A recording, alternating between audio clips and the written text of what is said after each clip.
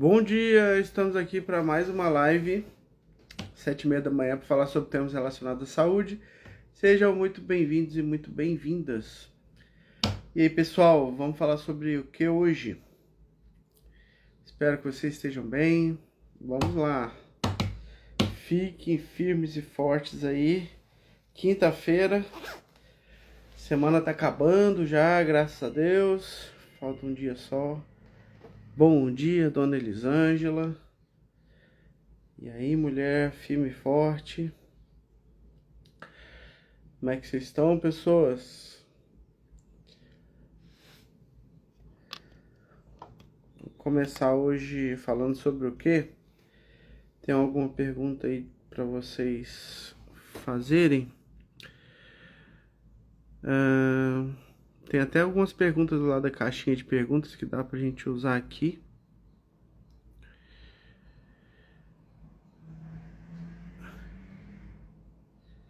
Tem uma pergunta interessante aqui.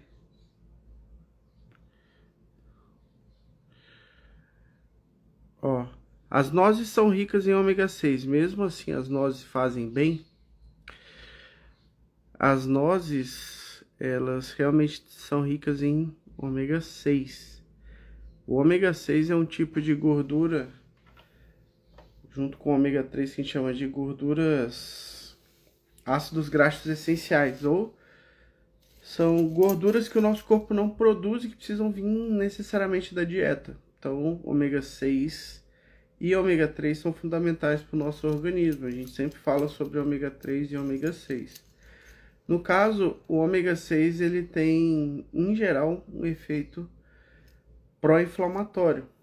Só que o fato de uma substância ter efeito pró-inflamatório não necessariamente quer dizer que ela vai fazer mal. Porque nosso organismo precisa da inflamação para funcionar bem.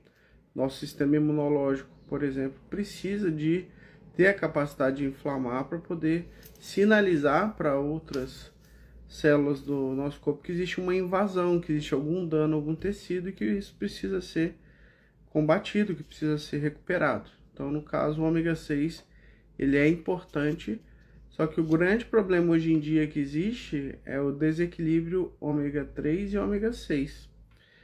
E aí que vem a grande questão, não é que as nozes em si vão fazer mal, mas se você consumir as nozes em excesso, principalmente se você tem o hábito de consumir outros alimentos de origem vegetal, como óleo vegetais, óleo de soja, óleo de girassol, óleo de milho, esses óleos eles vão ter uma concentração maior de ômega 6.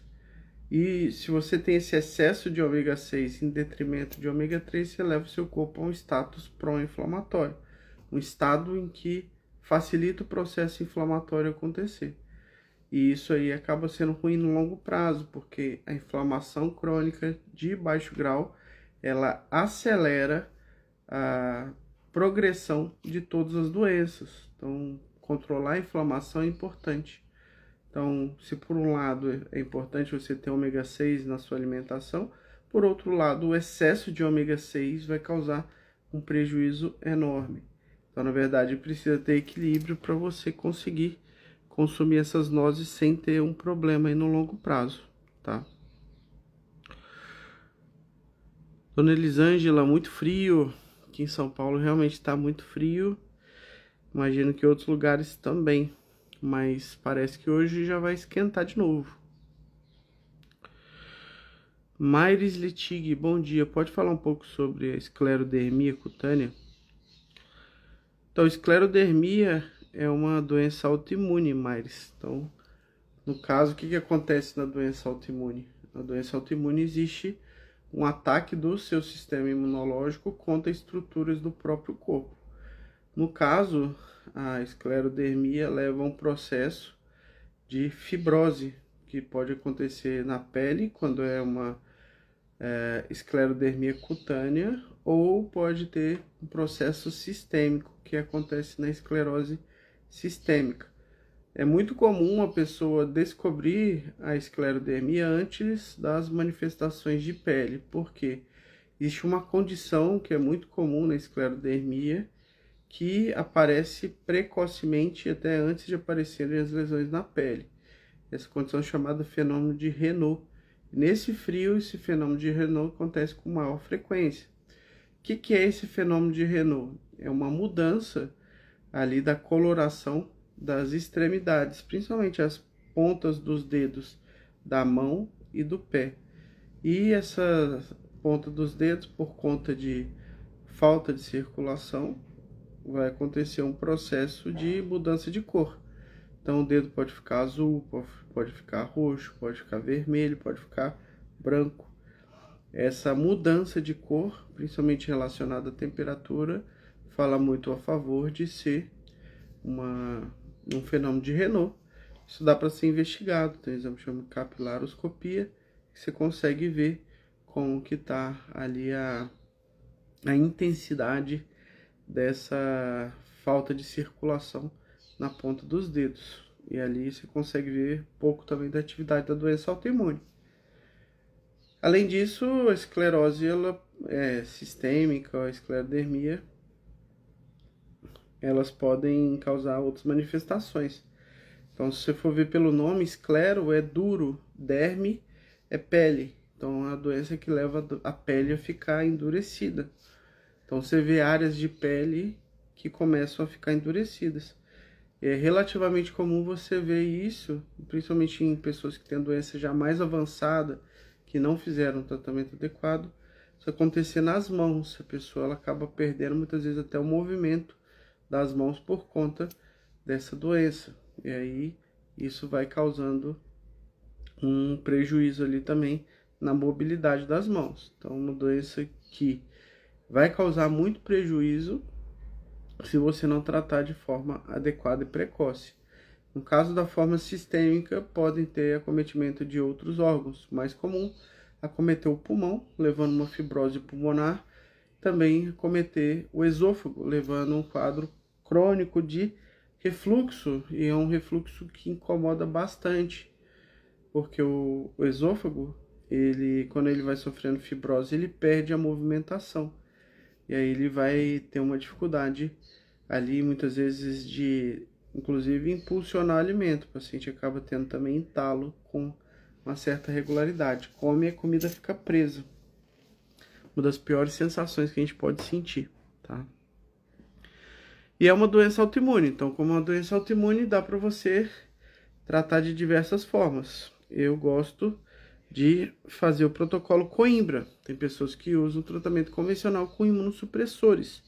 Os imunossupressores, eles acabam enfraquecendo o sistema imunológico e com isso o sistema imunológico passa a atacar o próprio organismo.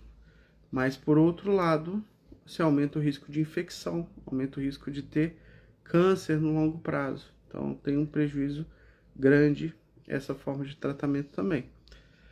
Bom dia, dona Mariela. Bom dia, Valéria. Bom dia, Pamela.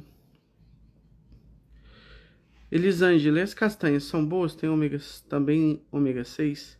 Então, a maioria das castanhas elas têm ômega 6, mas geralmente a quantidade que as pessoas consomem de castanhas, a menos que você coma uma quantidade absurda, você não vai ter uma sobrecarga grande de ômega 6. E obviamente tem que ter o equilíbrio com a quantidade de ômega 3. Existe uma grande discussão de qual seria a relação adequada de ômega 3 e ômega 6. E alguns estudos falam de uma molécula de ômega 3 para 5 de ômega 6. Alguns outros falam que o ideal seria 1 para 1. A verdade é que em alguns locais essa proporção chega a ser de 50 de ômega 6 para 1 de ômega 3. Isso acaba causando um grande desequilíbrio, aumentando inclusive o risco cardiovascular, o risco de você ter um infarto. Bom dia, dona Keila. Então, se você comer em equilíbrio, e principalmente se tiver o consumo de ômega 3 para poder contrabalancear esse consumo de ômega 6, vai ser ótimo para o seu corpo. Maris, ela para por si própria de aparecerem as manchas. Uma trégua, no meu caso, são as manchas no corpo. Então, Maris, ela pode estabilizar ou não. Um dos fatores que a gente sempre fala que influencia muito na doença autoimune é o estilo de vida da pessoa e principalmente o nível de estresse emocional. Se a pessoa tem um nível alto de estresse emocional, ou seja, preocupação demais, ansiedade demais, tristeza demais, qualquer emoção em excesso por um período prolongado, isso vai levar a um desequilíbrio, porque toda vez que você passa por estresse, você muda a bioquímica do seu sangue, você muda a produção de várias substâncias que respondem ao estresse. Um dos efeitos crônicos do estresse, por exemplo, que muitas pessoas nem sabem, é a falta de magnésio. Então, o estresse crônico leva à depressão de magnésio. Seu corpo acaba eliminando mais magnésio do que deveria. Isso aí acaba causando prejuízo para o organismo como um todo. Além disso, o estresse ele leva à produção das famosas catecolaminas, do hormônio do estresse, que é o cortisol. E essas substâncias que são produzidas em resposta ao estresse emocional, elas vão acabar mudando todo o funcionamento do nosso DNA. É uma modulação que a gente chama de epigenética, que é baseada no ambiente que a pessoa vive. Então, em resposta ao ambiente, o nosso corpo acaba tendo essas adaptações. Muitas dessas adaptações vão ser negativas. No caso da doença autoimune, o estresse emocional é um gatilho para piorar a manifestação da doença. Então, pode ser que você, construindo uma rotina mais saudável, conseguindo reduzir o nível de estresse, você consiga controlar melhor a doença, tá? Mas se você não conseguir regular o seu sistema imunológico, dificilmente você vai conseguir barrar a evolução dessa doença autoimune. Então é importante que você consiga aí construir uma rotina saudável e equilibrar o funcionamento do sistema imunológico. Inclusive em situações como infecções ou quando você faz alguma vacina, você pode ter ali uma piora transitória da doença autoimune também. São gatilhos que aumentam a inflamação e que podem causar ali uma descompensação da doença autoimune. Keila Machado, qual ferro e dosagem posso dar diariamente para o meu filho de 3 anos? Então, Keila, o ferro ele é um suplemento que ele precisa ser suplementado em crianças, mas essa suplementação não é pela idade, mas sim pelo peso. Em geral, 1 miligrama por quilo de peso é o suficiente para uma criança, se você só quer atuar como uma prevenção para a criança ter uma anemia por deficiência de ferro. Então, se, por exemplo, seu filho de 3 anos pesa aí 20 quilos, vai ser mais ou menos 20 miligramas de ferro elementar por dia. Então, um dos suplementos que eu gosto de prescrever para criança que tem uma absorção melhor, porque tem vários tipos de sais de ferro diferentes que você pode utilizar. De vários tipos de ferro, tem sulfato ferroso, tem várias opções diferentes. E o que eu gosto de prescrever é o ferro quelado, bisglicinato, porque a capacidade de absorção dele é melhor, tá? Algumas crianças elas vão ter dificuldade de conseguir absorver esse ferro. Aí, nesse caso, você pode utilizar algum outro suplemento para ajudar nesse transporte de ferro para dentro do corpo, como, por exemplo, lactoferrina também, que é encontrado no colostro bovino. Aí você consegue comprar suplemento de lactoferrina. Então, vai depender muito da situação. O ideal é que você faça um acompanhamento, ou com médico, ou com nutricionista, que avalie como é que está o estoque de ferro, pedindo ferritina, saturação de transferrina, ver como é que está o hemograma, se as células do hemograma estão com um tamanho normal ou se elas estão reduzidas, que é o que geralmente acontece com quem tem uma anemia por deficiência de ferro, anemia que a gente chama de microcítica. Então é importante você passar por uma avaliação para fazer acompanhamento e fazer esse ajuste. Isso deveria ser feito pelo pediatra que acompanha o seu filho, mas infelizmente muitos pediatras eles não dão importância a essa questão de vitaminas, de metais, minerais. Isso acaba influenciando aí no bom funcionamento do organismo.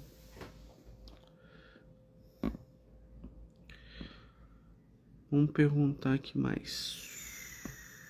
Outras perguntas.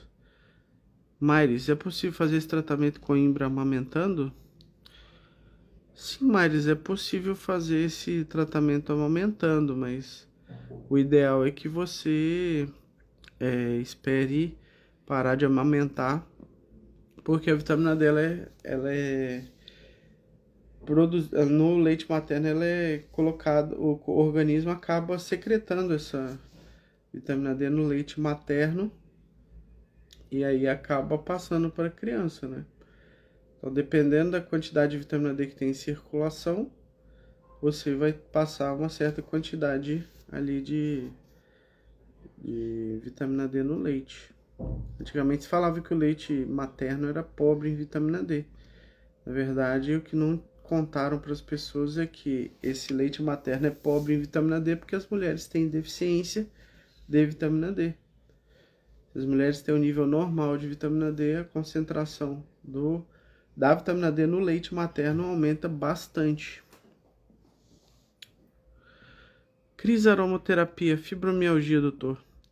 Fibromialgia também é autoimune, Cris. Então, é uma doença que responde bem ao protocolo Coimbra. Inclusive, teve um estudo que foi feito 3 anos atrás, que foi bem interessante. Eles pegaram o sangue de pessoas com fibromialgia diagnosticada e a partir desse momento que a pessoa fez o exame de sangue, eles coletaram essas amostras e aí tiraram a parte do sangue das pessoas que é o soro, e vai estar presente ali as células do sistema imunológico. Na verdade, não as células, mas as substâncias produzidas pelo sistema imunológico são as imunoglobulinas. E no caso, esse soro foi aplicado depois em ratos e os ratos começaram a ter uma hipersensibilidade à dor, que é algo que acontece na fibromialgia. Fibromialgia é uma doença que tem como característica uma dor crônica, que é de difícil controle, e além disso um sono não reparador. E aí, os mesmos sintomas que as pessoas que tinham fibromialgia apresentavam começaram a aparecer no rato também. E aí esse estudo mostrou que provavelmente a fibromialgia é uma doença autoimune mesmo. E aí a gente já sabia inclusive dessa informação porque a gente tem muitos pacientes que têm doença autoimune e fibromialgia ao mesmo tempo. E geralmente quando fazem um protocolo Coimbra, que é o tratamento com doses altas de vitamina D, essas pessoas tinham uma melhora do quadro de fibromialgia também. Então, às vezes as pessoas não tinham uma melhora total, tanto da questão do sono quanto da questão da dor crônica. Então, é uma condição que pode ser tratada com sucesso com o protocolo Coimbra. Ferritina em 400, homem acima de 50 anos. A ferritina, Cris, é um marcador do estoque de ferro do organismo. Obviamente precisa ser analisada com outros parâmetros junto com essa ferritina, mas também ela é um marcador de inflamação crônica. Então, no caso de você ter uma ferritina alta assim, o ideal é que você avalie se tem algum outro marcador de inflamação associado para você pensar no quadro inflamatório. Mas aí você tem que também, se você vê que com o tempo está aumentando essa ferritina, você tem que pensar no quadro de hemocromatose. Hemocromatose é uma doença que existe um acúmulo de ferro no organismo. Aí essa doença ela pode causar um prejuízo enorme no longo prazo, porque ela pode causar um acúmulo de ferro, principalmente no fígado, levando a uma inflamação do fígado, uma fibrose. Pode até levar a um quadro de cirrose hepática. Então, é uma questão que precisa ser investigada, tá? Essas alterações causadas pelo excesso de ferro no organismo, elas acontecem no longo prazo, mas elas precisam sempre ser bem avaliadas. Então, tem que procurar um bom médico aí para poder fazer essa investigação, tá? Maires, muito obrigado por responder. Disponha. Venha sempre participar das nossas lives, dona Maires. Rosemeire, como tratar asma alérgica em adulto de 55 anos? Asma é uma doença que existe uma alteração do funcionamento do sistema imunológico, com uma tendência à inflamação das vias aéreas inferiores, que é a parte ali dos bronquíolos. Então tem a via aérea superior, que é o nariz, a faringe, nasofaringe, a faringe, aí tem depois tem a laringe, e aí vai descendo, tem os brônquios, tem as vias aéreas inferiores. Essas vias aéreas inferiores, elas vão ter os bronquíolos, os alvéolos. No caso, a asma leva um processo inflamatório nessa parede da via aérea inferior, vai fazer com que reduza o tamanho da passagem de ar ali. Então você tem uma contração dessa via aérea e aí isso vai fazer com que o ar tenha dificuldade de sair. E aí funciona como se fosse um apito. Então quando você tem essa dificuldade do ar sair, vai fazer um som característico. E esse som característico você ouve como se fosse um chiado, um miado de gato. Então como se fosse um pequeno apito, aquele...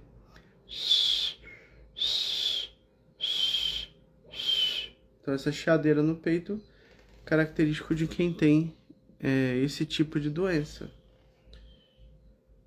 E no caso, é interessante que você consiga regular o sistema imunológico.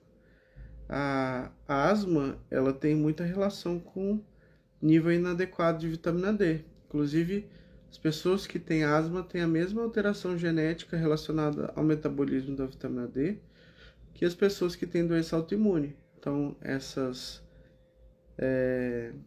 resistência à vitamina D, a dificuldade do organismo utilizar a vitamina D, também é característico no caso da asma. E um dos fatores que você pode utilizar para poder controlar melhor essas crises de asma no adulto ou na criança é você dar uma dose mais efetiva de vitamina D, uma dose maior que consiga vencer essa resistência que acontece por conta de algo genético. Mas o controle do sistema imunológico aí, essa regulação do sistema imunológico é fundamental para que você consiga ficar bem no longo prazo.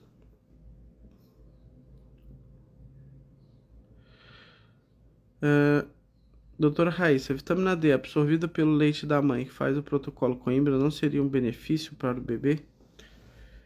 A grande questão, dona Raíssa, minha querida esposa, é que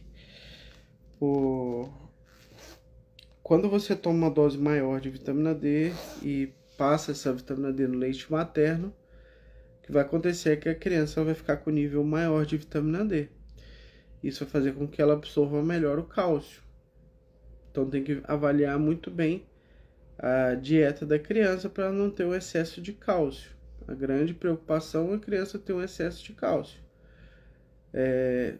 Geralmente o problema que pode acontecer nas mães que fazem protocolo Coimbra que estão amamentando é ter ali um excesso de vitamina D passando para o bebê. E se esse bebê faz um aleitamento misto, que é o aleitamento, além do aleitamento da mãe, toma também a fórmula, ela pode ter uma sobrecarga de cálcio, porque a fórmula tem muito mais cálcio do que naturalmente tem o leite materno. Então, tem os benefícios do uso da vitamina D, mas a gente fica preocupado com a questão do excesso de cálcio. Então, tem que ter um equilíbrio nesse sentido. Dona Keila, última pergunta, porque já tá na nossa hora aqui. Ele pesa 14 quilos. De vez em quando ele diz que está cansado sem estar correndo. Já falei com o pediatra, mas como você disse, eles não dão muita importância. Diz que é coisa de criança. Keila, tem que fazer uma investigação e ver se ele está com deficiência de ferro ou não. É muito comum de ter deficiência de vários nutrientes nessa idade, né? Deficiência de zinco chega a quase 50% das crianças. Deficiência de ferro é muito comum. Deficiência de vitamina D nem se fala. Então precisa fazer uma investigação. Se o pediatra não dá importância para isso e você dá, talvez você tenha que procurar um pediatra que dê importância a essas substâncias, porque elas vão ajudar o seu filho a ter mais qualidade de vida, vão ajudar o seu filho a manter o organismo funcionando bem. Então, a deficiência de ferro é muito comum, pode levar a anemia, que é extremamente comum na infância, e precisa ser sempre investigado.